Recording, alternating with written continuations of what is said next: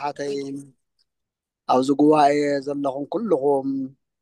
ቅድሚ ኩሉ ብትልዑል ጎይታ ብእግዚአብሔር ስም ሰላም ክብለኩም እፈቱ ከመይ ኣለኹም ከመይ ቀኒኹም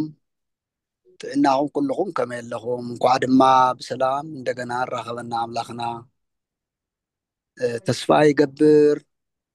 ዝሓለፈ ሰሙንኩም ኩሉ ዝተባረኸን ዝተቐደሰን ከም ዝነበረ ስራሕኩም ኩሉ ዝተቃንዐ ከም ዝነበረ ድማ ይኣምን እዚ ንዝገበረ ንእግዚአብሔር ኣምላኽና ድማ ክብር ምስጋና ይኹኖ እሞ ከምቲ ዝተለመደ ኩሉ ግዜ በዚ ሰዓት እዚኡ እንመሃሮ ናይ ቤተ ክርስቲያን ህይወት እዩ ህይወት ቤተ ክርስቲያን ትንብል ተለና ናይ ቤተ ክርስቲያን ታሪክ ማለትና እዩ መብዛሕትኦም ብፍላይ ደንጉኹም ተኣትዉ ወይ ድማ ሓደሽቲ ዝኣተኹም እንድሕር ኣሊኹም ዘውዝንዮ ጉባኤ ንዝሓለፈ 3-4 ዓመታት ዝኣክል በተደጋጋሚ ታሪክ ቤተ ክርስቲያን ብዝብል ርእሲ እናተምሃረ ዝፀንሐ ቅዱስ ወለዶ እዩ ማለት ቤተ ክርስቲያን ካብ መጀመርያ ካብ መጻጻ ጀሚሩ ክሳብ ሕዚ ዝበፅሐትሉ ዘሎ ብፍላይ ዕብየታን ልዕልናኣን ዘጋጠምዋ ፈተናታት ኩሉ ናይ ኣሸኒፋ ብክርስቶስ ተመስረተት ብደመ ክርስቶስ ተሃነፀት ብደመ ክርስቶስ ተነደቀት ብመንፈስ ቅዱስ ዝዓበየት ቤተ ክርስቲያን መሰረታ መን ከም ዝኾነ ከመይ ናብ ዓለም ከም ተስፋሕፍሐት እቶም ናይ ቀደም ዝነበሩ ክርስቲያን ሂወቶም እንታይ ይመስል ከም ዝነበረ ካብኡ ሓሊፉ ድማ እንታይ ዓይነት ፀገማት ዓለማዊ ፀገም ዓለማዊ ኣተሓሳስባ እንታይ የጋጥም ነይሩ እቲ ዝመፀ ዓለማዊ ኣተሓሳስባ ከመይ ሓሊፎምዎ ከመይ ሰጊሮምዎ እንታይ ከመስዋዕትነት ተኸፊሉ ዝብል እዚ ስፍሕ ሓቢልና ጠቕላላ ሰማያዊ ቤተ መቅደስ ምድራዊ ቤተ መቅደስ ኦሪታዊ ቤተ መቅደስ ብዝብል ሓለፈ ክፍሊ ሓደ ትምህርትና እዘብ ካልኣይ ክፍሊ ድማ ናይ በዓልትና ቤተ ክርስቲያን ጀሚርና ኣለና ዝሓለፈ ሰንበት ዝሓለፈ ትምህርትና ንምስትዋት ዝኣክል ንምዝኽኻር ዝኣክል ንኸይርሳዕ ማለት እዩ ናይ ትግራይ ኦርቶዶክስ ተዋህዶ ቤተ ክርስቲያን ታሪክ እንታይ እዩ ብዝብል መጀመርያ ትግራይ ማለት እንታይ ማለት ከም ዝኾነ ርኢና ኢና ብግዕዝ ቋንቋ ብትግራይ ቋንቋ ብዝተፈላለዩ ብግሪክ ቋንቋ እንታይ ከም ዝበሃል ርኢና ኢና ዝተፈላለዩ ሊቃውንት እውን እንታይ ኢሎም ከም ዝትርጉምዎ ርኢና ኢና ብተወሳኺ ድማ ካበይ ከም ዝመፃእና ናይና መሰረቱ እንታይ ከም ዝኾነ ርኢና ኢና እዚ ምስ ረአይና ምንታይ ኢና መፂሕና ቅድሚ ጥፍኣት ማይ ኣብ ዓድና ኣብ ሃገርና ሰብ ደይነብር ነይሩ ንዝብል እዩ እዚ ኢና በፂሕና ዘለና ሎማዓንቲ ካብዚ ክንቅፅል ኢና ማለት እዩ ብጣዕሚ ፅቡቅ ብቀዳማይ ከም ዝተምሃርናዮ እግዚአብሔር ደቂ ሰባት ንኣምላኽ ስለ ዘሕዘኑ ካብ ኣምላኻዊ ፈቃድ ሕግን ስርዓትን ስለ ዝወፁ ብናይ በዓልቶም ድልየትን ሸውሃትን ስለ ዝተመርሑ ልዕሊ ኩሉ ድማ ኣብ እግዚአብሔር ዓመፅ ስለ ዘልዕሉ ንኣምላኽ ክንሰምዑ ስለ ዘይከኣሉ እግዚአብሔር ከም ዘሕዘኑ ተረዳዲእና እግዚአብሔር ከም ዘሕዘኑ እንታይ ማለት እዩ ሓደ ወላዲ ቆልዑ ወሊዱ ሕግን ስርዓትን የውፀሎም ከመይ ከም ዝነብሩ የምህሮም ነገር ግን ቶም ተወለዱ ቆልዑ ብሕግን ብስርዓትን ኣይንምራሕን ናይ ዋለድና ቃለይ ንሰምዕን እንድሕር ኢሎም ወላዲ ብደቁ ከም ዝሓዝን ይፍለጥ እዩ ካብኡ ሓሊፉ ተሪፉ ድማ ኣብ ደቁ ምእንቲ ክመሃሩ ምእንቲ ክርዱ ዝተፈላለየ ናይ ስነ ስርዓት ሕጊ ይወስድ ዝቕፅዑ ቀፅዖም እዩ ዝምከሩ እውን ይመክሮም እዩ እቶም ዝምከሩ እንታይ ተቐፅዑ ምክሪ ሰሚዖም ይኸዱ እቶም እንታይ ተመኺሮም እውን ዘይሰምዑ ከዓ ይቕፅዑ ወላዲ ከምኡ ገይሩ ደቂ ዘዕቢ እዚ ድማ መፅሓፋዊ እዩ እግዚአብሔር ድማ ንወዲ ሰብ ስለ ዝፈጠረ ናይ ወዲ ሰብ ኣቦውን ከመቦውን ከመደውን ስለ ዝኾነ እቲ ዝፈጠሮ ውሉዱ ሰብ ኣብ ቅድሚኡ ሕማቅ ክገብር ጀመረ። ሕማቅ ማለት እንታይ ማለት እዩ? ክፍኣት ክገብር ጀመረ። ክፍኣት ማለት እንታይ ማለት እዩ? ክፍኣት ማለት እግዚአብሔር ዘይፈትዎ ነገር ምግባር ማለት እዩ። ሕማቅ ይበሃል፣ ሓጢአት እውን ይበሃል፣ በደል እውን ይበሃል፣ ዓመፅ እውን ይበሃል እዚ። ስለ ዝኾነ ወዲ ሰብ እታ ካብ እግዚአብሔር ዝተውሃበቶ መሬት ኣብ ልዕሊኣ ዘሎ በረከትን ረድኤትን እናተመገበን በኣ እናተሓደሰን እናተሓጎሰን ክነብር ክንዲ ዝግብኦ ዘየሎ ነገር ንክፈጥር ናብ ዓረማዊነት ተለዊጡ ናብ እንስሳዊነት ተለዊጡ ፈጣሪኡ ረሲዑ ናይ እግዚአብሔር ስም ምፅዋዕ ገዲፉ ካብ እግዚአብሔር ስም ምፅዋዕ ገዲፉ ናባይ ኣትዩ ናብ ዓርሰ ብዓርስኻ ምቅታልን ምጥፍፋእን ዓመፅ ምግባርን በደል ምግባርን ምንዝርናን ኣትዩ ማለት እዩ። ስለ ዝኾነ ይብል ሙሴ ከም ዝፀሓፈልና እንታይ ይብል? እግዚአብሔር በቲ ዝፈጠሮ ፍጡር ሓዘነ ይብል ማለት እዩ። ካብዚኡ እግዚአብሔር ይመሓረና። ብእውነት እግዚአብሔር ከይሓዝነልና እግዚአብሔር በኣና እንተሓዚኑልና ናይ መወዳእታ እዩ። በእውነት ብሓቂ መን ይኸተዓርቀና? ምስ እግዚአብሔር ተባኢስናስ ከመይ ኢና ክንነብር ኢልና ክንሓስብ ይግባና እዩ። ስለዚ ሰብ ምስ ሰብ እንድሕር ተባኢሱ ብሰብ ይዕረቕ ብእግዚአብሔር እውን ይቕረ ይበሃል። ምስ ፈጣሪ ምስ እግዚአብሔር ኣብ ምስ እግዚአብሔር ወልድ ምስ እግዚአብሔር መንፈስ ቅዱስ እንተተባኢስካ ግን ናይ እግዚአብሔር በረከት ከይኮነ ትረክብ። ናይ እግዚአብሔር ቅፅዓት እዩ፣ ቅፅዓት ብድሕር እዩ ዝመፅእ። ስለ ዝኾነ እግዚአብሔር ሓዘነሎም ይብል። ሓዚኑ ድማ ክገድፎም ኣይከኣለን። ምክንያቱ ከምቲ ወላዲ ንደቁ መኺሩ ንዝመኸሮም ይሰምዑ ናብ ፅቡቅ ነገር ይምለሱ፣ መኺርዎም ዘይሰምዑ ድማ ይቐፅዖም ከም ዝበልና ኣብቲ ዘመን ዝነበሩ ተመኺሮም ዘይሰምዑ ተነጊርዎም ዘይርድኡ ኣብ ልዕሊ ዓመፅ ይገብሩ ስለ ዝነበሩ እግዚአብሔር በኣቶም ምክንያት ንምድሪ ክቐፅዓ ወሰነ። እዚ ዓብይ ነጥቢ እዩ። በቃ እዚ ስቁኢልና ንሓዘ ኩለና ንኩለና ይጠቅመና እዩ።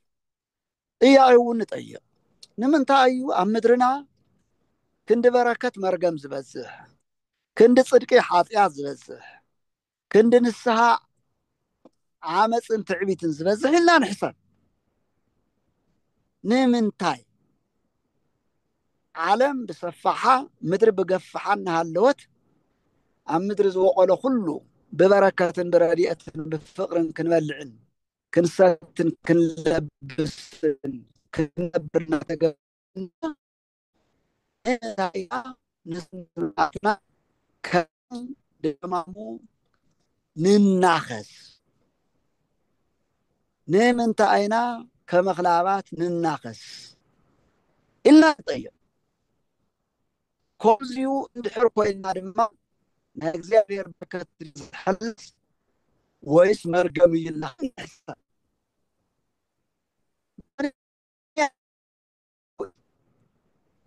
እንታይ ዝብል እግዚአብሔር ከምዚ ኢሉ ይብሎም ንእስራኤላዊ ንኣይ እንድሕር ተኣዚዝኩም ፈቃደይ እንድሕር ፈፂምኩም ናይ ምድሪ በረከት ክትበልዑ ኢኹም ይብል። ናይ መሬት በረከት ክትበልዑ ኢኹም ማለት እቲ ኣብ ልዕሊ መሬት ዝበቁል ፍረን ዘርእን ማለት ኣይኮነን፣ ማለት ጥራይ ኣይኮነን። ንስኹም ዘሎ ኮይኑ ናይ እግዚአብሔር ፀጋን በረከትን እውን ክበዝሐልኩም እዩ። ብሓጎስን ብደስታን ክትነብሩ ኢኹም እዩ ምስጢሩ። ብፍስሓ ብደስታ ክትነብሩ ኢኹም። ጭንቂ ዝበሃል ኣብ ሂወትኩም ኣይነብርን እዩ። ተሃዋኸ ኣይነብርን እዩ። ሃኬት ኣይነብርን እዩ። ኩሉ ግዜ ሕጉሳት ኮይንኩም ክትነብሩ ኢኹም። ስለዚ ስጋኹም እውን ኣየሽንፈኩም እዩ። መንፈስ ዓብላልን ወራስን ኮይኑ ብነፍስኹምን ብስጋኹምን ሕጉሳት ኮይንኩም ክትነብሩ ኢኹም እዩ ዝብል ዘሎ። እንታይ እንተገይርኩም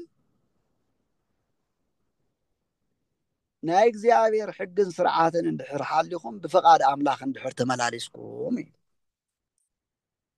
እሺ ንሱ እንድሕር ዘይጌርናኸ ንሱ እንድሕር ዘይጌርኩም ከኸዓን ይብል እንድሕር ኣብ ልዕሊ እግዚኣብሔር ትዕምፁ ኮይንኩም ከዓን ይብል ናይ ምድሪ ሰይፊ ክበልዐኩም እዩ ይብል ካብዚ ይምሓረና መድሃኒ ዓለም ክርስቶስ ሰይፊ ክበልዐኩም ብጣዕሚ ዓብይ ቃል ከቢድ ቃል እንኳንስ ንኽተንቦ እንኳን ንኽትሰምዖ ንኽተንቦ ንኽትርጉሞ እውን ብጣዕሚ ክብድ ዝብል ቃል እዩ ዝቃል እዚ ሰይፊ ክበልዐኩም እዩ ማለት ሰይፊ ማለት ዝተሰሓለ ጎዘሞ ዝተሰሓለ ሴፍ ዝተሰሓለ ማሕፀ ማለት ኣይኮነን ሰይፊ ማለት መከራ እዩ ሰይፊ ማለት መቕሰፍቲ እዩ ሰይፊ ማለት ፍቅሪ ምንኣስ ምስኣን እዩ ሰይፍ ማለት ድማ ብሓጢኣት ምንባር እዩ ሰይፍ ማለት ብበደል ብመርገም ብህውከት ብጭንቀት ምንባር ማለት እዩ ግልፂ ድዩ ስምዐና ኣሎ ዶ ኩለና ይስማዓልና ይኮነ እወ እዚ ማለት እዩ ስለዚ ካብዚ ተላዒልና ንሕና ኣበይ እኒና እዩ ሕዚ ኣበይስ እኒና ኣብቲ በረከት እንረኽበሉ መንገዲ ዲና ኒና ወይስ ኣብቲ ሰይፍ እተሰሓለሉ ኢና ዝኒና ድማ ኣነ ንባዕለይ ምርምር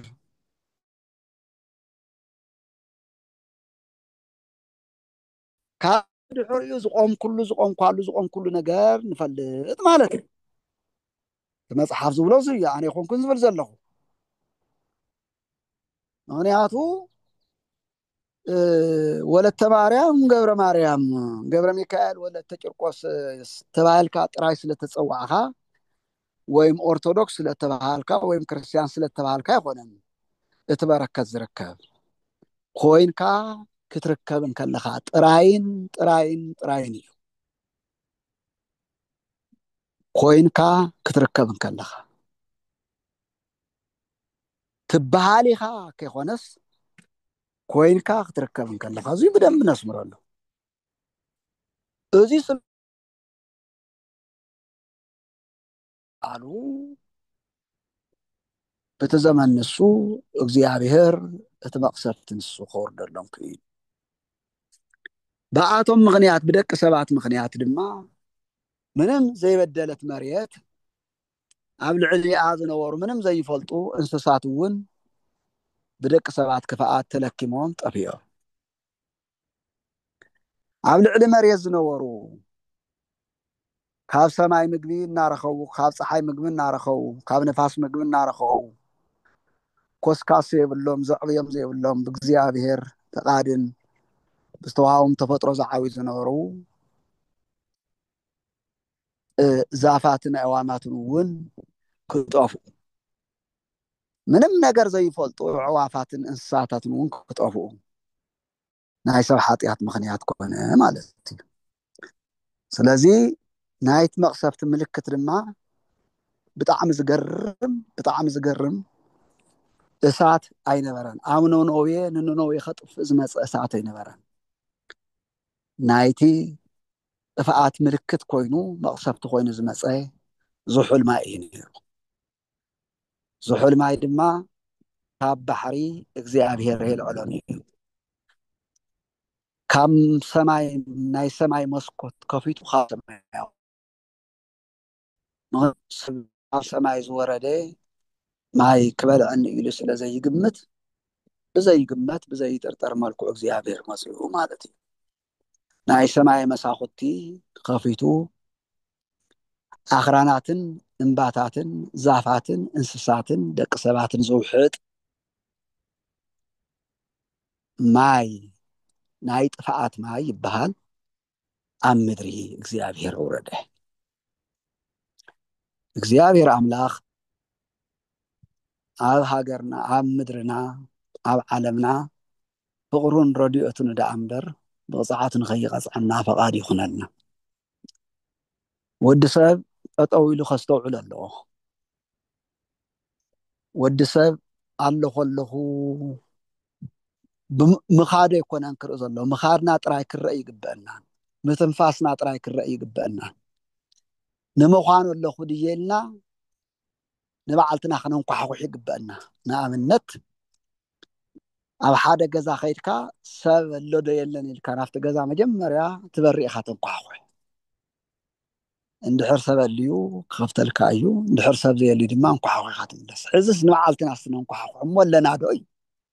على نادو سب دينا نحنا سب تبهلنا دينا صوع جن እግዚአብሔር ሰብ ገይሩ እንትፈጥረና እንተሎ ሰብ ክገብሮ ዝግባእ ክንገብር ኣለና ዶ ካብዚ ከም መሰለ ሰይፍን መቅሰፍትን ዘድሕን ተግባራት ከንፍፅም ኣለና ዶ ወይስ ስቁልና ኢና ንመላለስ ዘለና ንበልዕ ንሰቲ ንኸይድ ንጎይ ንሰርሕ ንሽቅል ንእክብ እንታይ ኢና ንገብር ዘለና ኢልና ድማ እንተመርሚርና ብጣዕሚ ፅቡቅ ይኸውን ንምንታይስ እግዚአብሔር ስለነስታውስ ንምንታይስ እግዚአብሔር ስለንፅውዕ ናብ ሂወትና ማለት እዩ ከምቲ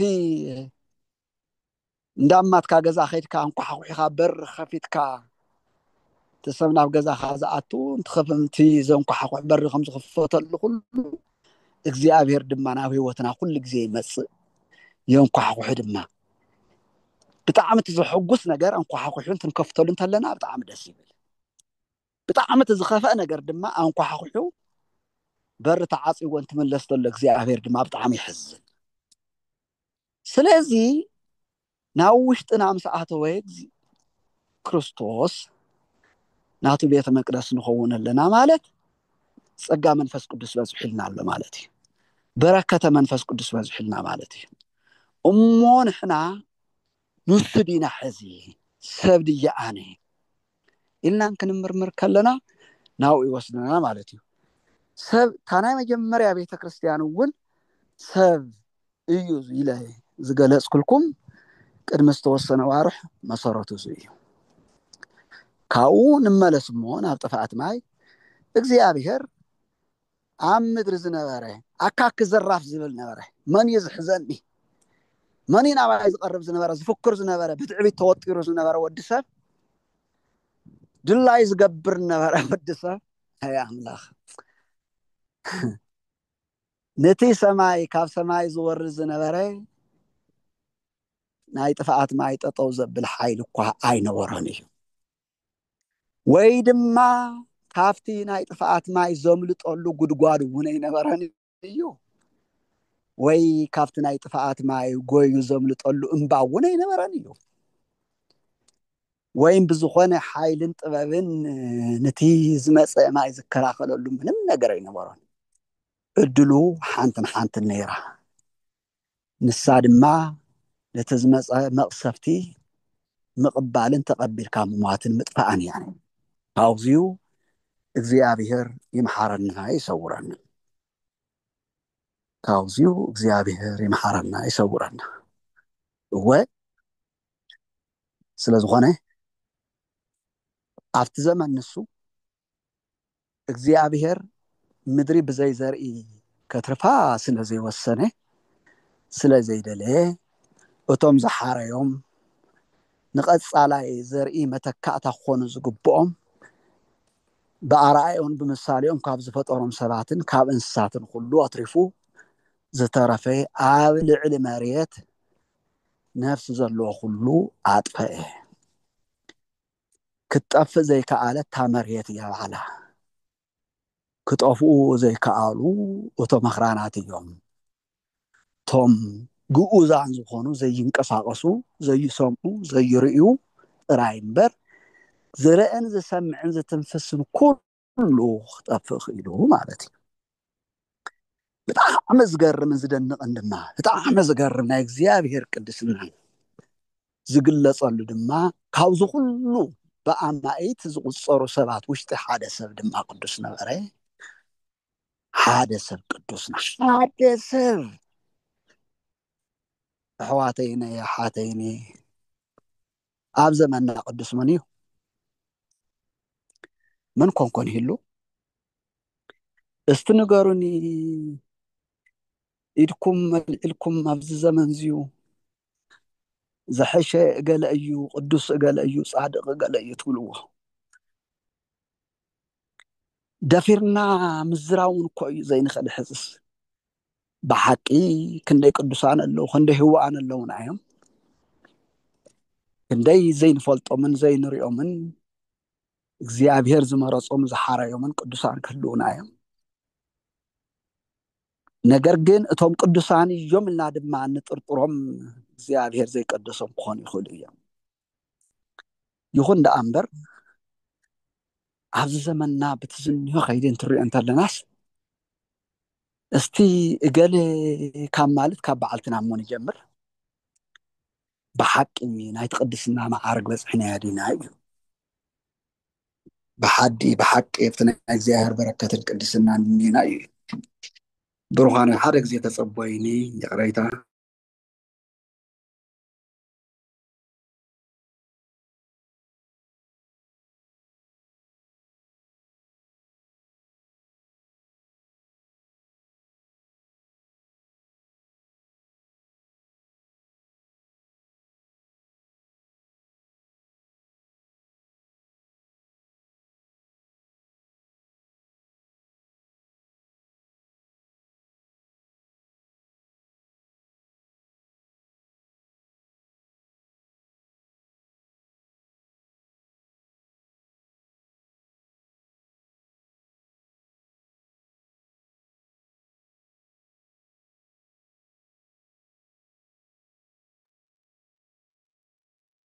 ድምፂ የለን ወይ ብቻ ግን ሓደ ግዜ ፅሑፍኒ ኢሎም ኣለዉ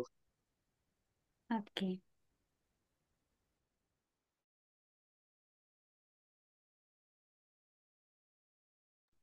የቕረይታ መፅእ ኣለኹ እወ ድምፂ ርሕቓትን ከም ዝነበረት ይኣምን ሕዘን ማዕረፍ እየ እውን ስለ ዝበፅሓኹ እየ እሞ ከመይ ኣብቲ ዘመን ንሱ ካብዚ ኩለይ ህዝብስ እግዚኣብሔር ሓደ ሰብ ጥራይ ብሩኹን ቅዱስን ኮይኑ ተረኸበ ይብለና ማለት እዩ ብዘመንና ብሩኻትን ቅዱሳን ኮይኖም ኩለይና እግዚኣብሔር መሪፁና እዩ ኢየሱስ ክርስቶስ ደም ዝተገዛእና ማለት ክርስቶስ መእንተ ዝኣና ሞይቱ ካብቲ ዘመነ ፍዳ ዘመነ መርገም ዝነበረ ካብቲ ካብ ውሉድ ወለዶ ዝወርድ ዝነበረ በደልን መርገምን ኣድሒኑና እዩ ነፃ ገይሩና እዩ ቅዱሳን ገይሩና እዩ ነገር ግን ብድሕሪኡ ኸ ብቅድስና ንሓሊና ክብሪ ንሓሊና ንነብር ክንደይ ኢና እዩ ስለዚ ካብቶም ሰባት ሻው ዝነበሩ ሓደ ኖህ ዝተባሃለ ሽማግሌ ጥራይ እዩ ጻድቕ ኮይኑ ዝተረኺቡ ዝበለና እሞ እግዚኣብሔር ንኖህ መሪፁ ኣብነት ገይሩ ከቕርቦ ዝኸኣለ ኖህ ብጣዕሚ እግዚኣብሔር ዝፈቱን ብናይ እግዚኣብሔር ሕግን ስርዓትን ዝምራሕ ስለ ዝነበረ ልዕሊ ኩሉ ድማ ፈጻሜ ፈቃዱ ናይ ኣምላኽ ፈቃድ ዝፍፅም ሰብ ስለ ዝነበረ ዝሰምዕ ሰብ ስለ ዝነበረ እዩ እዚ ግበር ተባሂሉ ዝገብር ስለ ዝነበረ እዩ ስለ ዝኾነ ብኡ ምክንያት ንኡን ንቤተሰቡን እግዚኣብሔር ኣድሒኑ ካብቶም ካልኦት ፍጡራን እውን ከክልተ ገይሩ ኣንስታይን ተባዕታይን ገይሩ ምስ ሓረየ ምስ መረፀ ንኣቶም ብመርከብ ኣድሒኑ ተዝተረፈ ግን ኣጥፊእዎ ይብለና ስለዚ ብቅድሚኡ ናብ ታሪክ ቤተክርስትያን ክንምለስ ከለና ብቅድሚኡ ኣብ ሃገርና ብዙሓት ተፅሓፉ ነገራት እኳ እንተዘይረኸብና ነገር ግን ሰብ ከም ዘይነበረ ብዙሓት ሊቃውንቲ ይትርኹ ኣይ ሰብ ነይሩ እዩ ይብሎም ዝፅሓፉ ኣለዉ ማለት እዩ ናብ ሃገርና ኢና ንመፅእ ኣለና እቶም ሰብ ነይሩ ኢሎም ዝፅሓፉ ንመን እዮም ተይነበረን ዝብሉን እንመን እዮም ብተወሰነ ደረጃ ክርኤና ናብኡ ወስደኩም እየ ሕዚ ምክንያቱ ንምሃሮ ዘላ ታሪክ ቤተ ክርስቲያን ስለ ዝኾነ ካብኡ ተላዕልና ክንሪኦ ማለት እዩ ሓደ ግዜ ኣብ ንምንታይ እዩ ሃገርና ሰበይ ነበረን ቅድመ ጥፍኣት ማይ ባድማ እዩ ነይሩ ዝብል ሓሳብ ዘልዕሉ ሊቃውንቲ እንታይ ኢሎም እዮም ዝሓቱ ኣብቲ ግዜ ንሱስ እቲ ኣብ ማእኸላይ ምብራቅ ዝተፈጠረ ሰብ ካብ ኣዳም ክሳብ ንሆ ዝነበረ ሰብ ብዙሕ ስለ ዝነበረ ንዓለም ክሽፍና ኣይከኣለን ናብ ዓለም ዝተበተነ ህዝቢ ኣይነበረን እዩ እቲ ዘመን ንሱ ድማ 2256 ዓመት እዩ ማለት ካብ ኣዳም ክሳብ ኖህ ማለት እዩ 2256 ዓመት እዩ እዚኡ ካብኡ ካብ ኣዳም ክሳብ ኖህ ዘሎ እዩ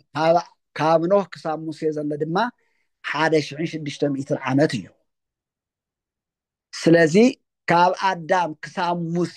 ዘሎ እንትድመር ተሎ ክልቲኡ 3856 ዓመት እዩ ዝኸውን ማለት እዩ ስለዝኾነ ኣብቲ ዘመን ንሱ ሰብ ቀስ ብቀስ ካብ ሃገር ናብ ሃገር ብሕብረት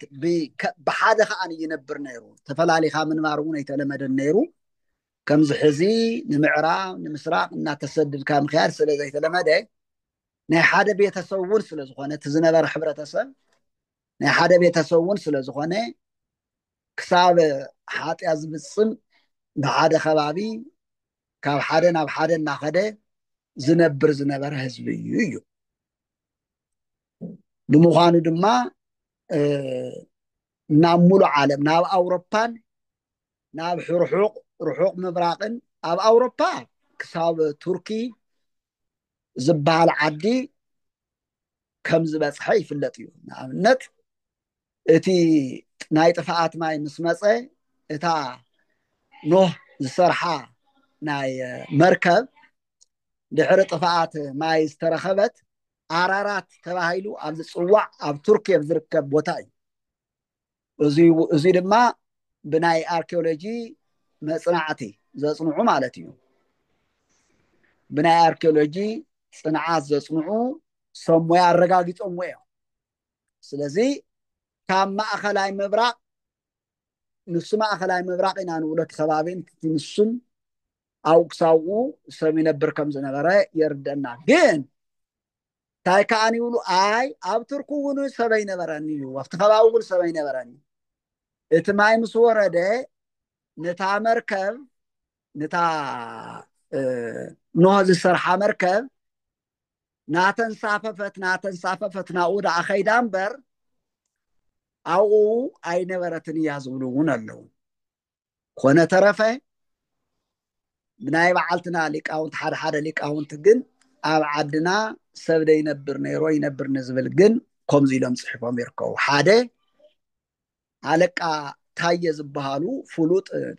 ናይ ቤተክርስትያን ጥራይ ከይኮነስ ናይ ታሪክ ፀሓፊ እዮም ከምዚ ይብሉ ቅድሚ ኩሉ እዩ ነገደ ኦሪት ካብ እስያ ተላዒሎም ናብ ሃገርና ናብ ኢትዮጵያ ዝኣተው እቲ ሃገር ሒዞም ዝነበሩ ናይ ኦሪት ነገድ እዮም ይብሉ ናብ ኢትዮጵያ ዝብሉ ዝፀሓፍዎ እየ ዘንበልኩም ዘለኹ ድሓር ሻው ግን ኢትዮጵያ ትበሃል ዓዲ ነበረትን ግን ፅሑፉ ከምኡ ኢሎም ክፅሕፍዎ ስለ ዝነበሮም እዩ ናይ ክብረ ነገስት ታሪክ ጠቂሶም ናይ እዚኣቶም ኣቦኦም ኦሪ ወይ ድማ ኣራም ይበሃል ካብ 1000 ክሳብ 256 ዓመተ ዓለም ጀሚሩ 21 ነገስታት ከም ዝነገሱ ገሊፆም ናይ መወዳእታ ንጉስ ዶም በሲሉ ማንታጊ ከም ዝኾነ ይገልጹ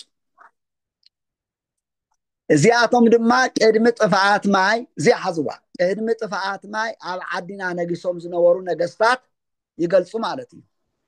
ናይዞም ነገስታት ክሳብ ጥፍኣት ማይ ዝነበሩ ዓዲና ኢሎም ዝጠቀስዎም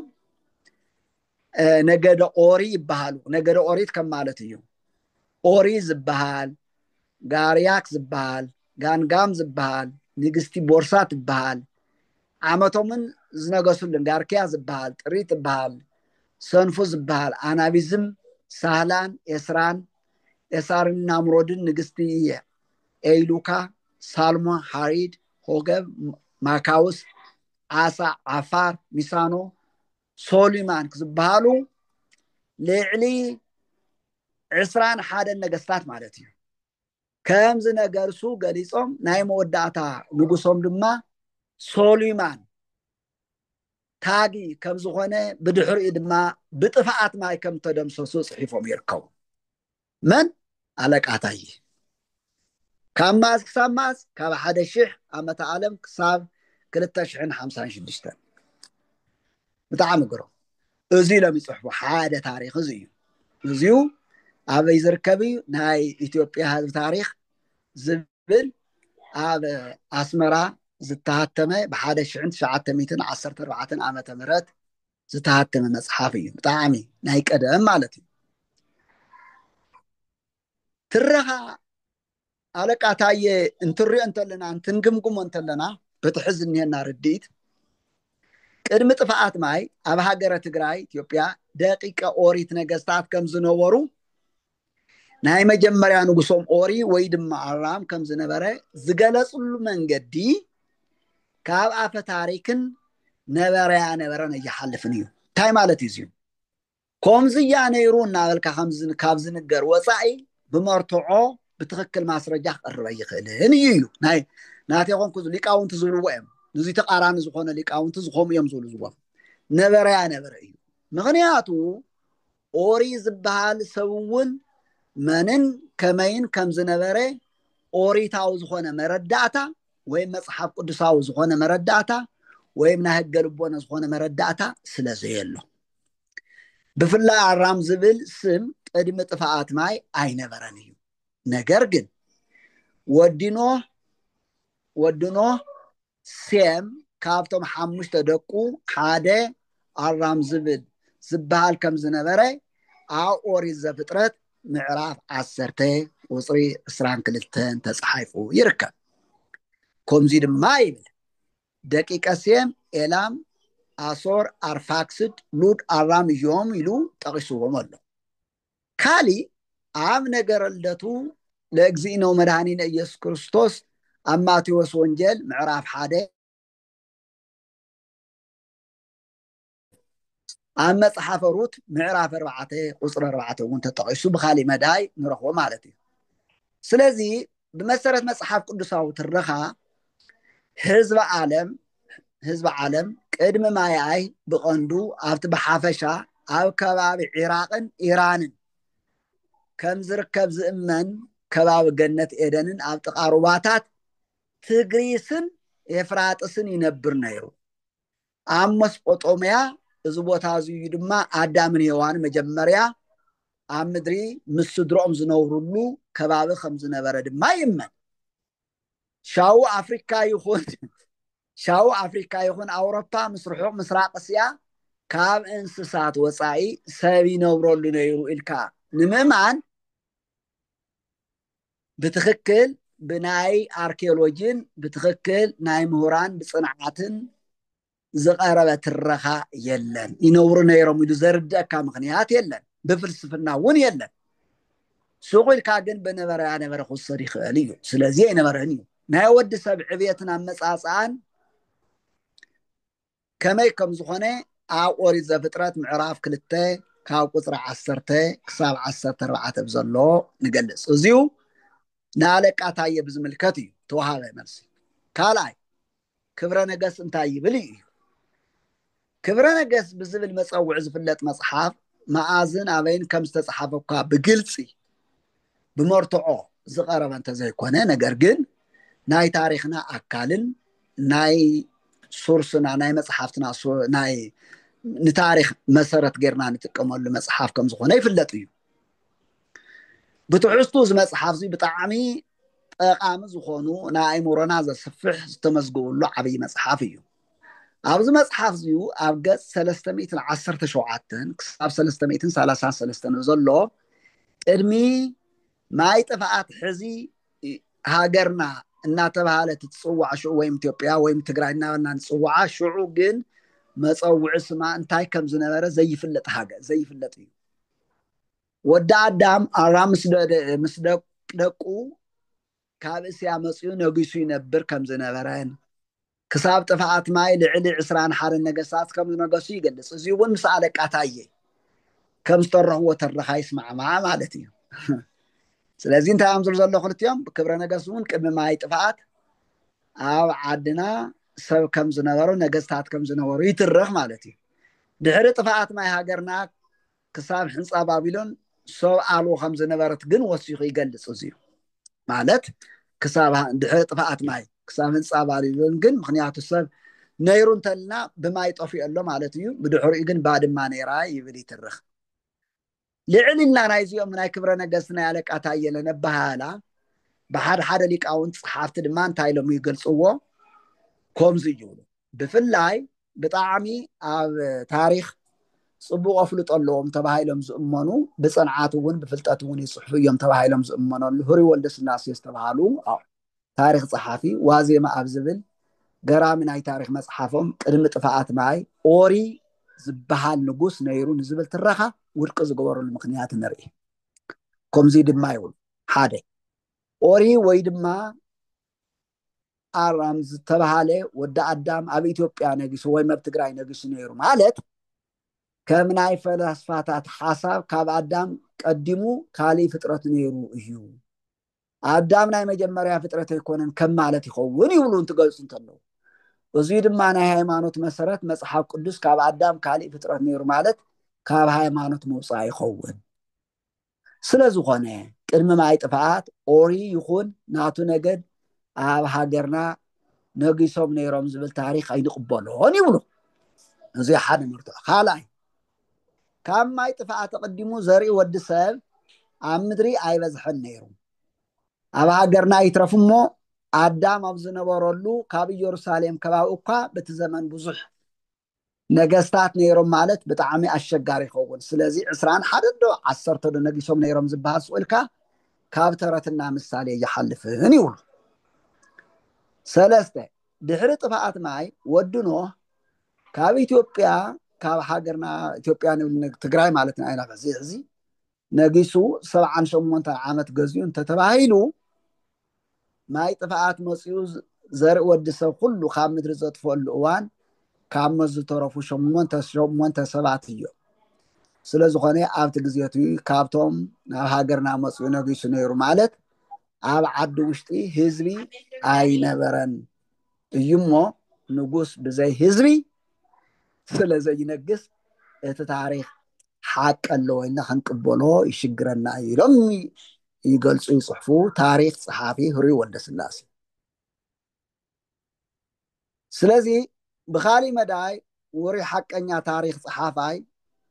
ናይ ዓድና ኣብይ ተወሊዶም ዝዓበዩ ብጣዕሚ ፍሉጥ ደብተራ ፍስሓ ጊዮርጊስ ኣብይ እግዚእ ድማ ከምዚ እዩ እዚኣ ምስ ወዳኹ ሓፅወልኩም ኣብ ትግራይ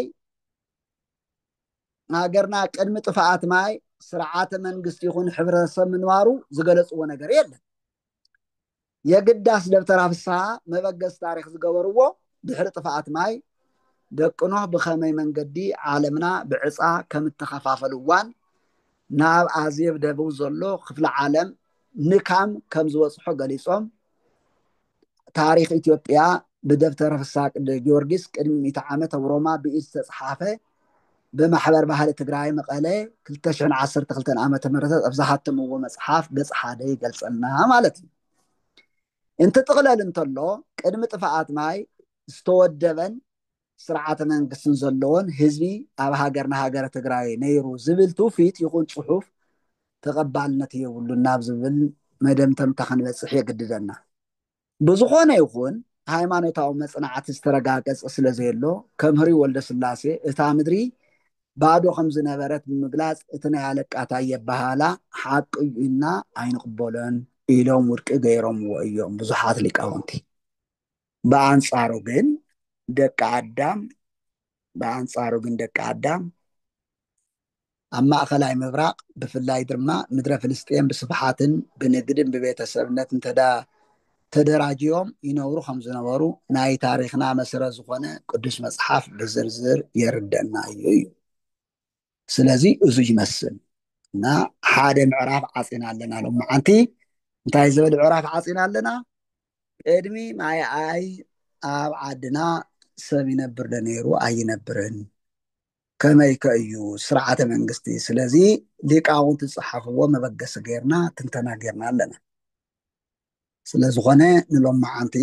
ዘዳለናዮ ናይ ቃል ትምህርቲ ኣውዝዩ ይኣክል። እዚ ሳብ ሕዚ ዝገለፅክዎ ሓሳባት ፅሒፍኩም ትሰዱለይ መዝጊብኩም ትሰዱለይ ናባይ መሊስኩም ትውን ሰባት ተሊኹም ዝለዓለ ክብርን ምስጋናን ይህልወኒ ማለት እዩ። ስለዝኾነ ክሳብ ሕዚ ቃሉ ገሊፁ ዘምሃረና ኣምላኽና መንገዱ ዘርእየና ዝሓበረና ኣምላኽና ክብሪ ምስጋና ይኹኖ እናበልኩ ኣብዚ ናይ ሎመዓንቲ ናይ ትምህርትና ኣውዝዩ ጠጠው የብል። ስብሃት ለኣብ ስብሃት ልዑል ስብሃት ለመንፈስ ቅዱስ ይእዜኒ ወዘልፈኒ ወለዓለመ ዓለም ኣሜን።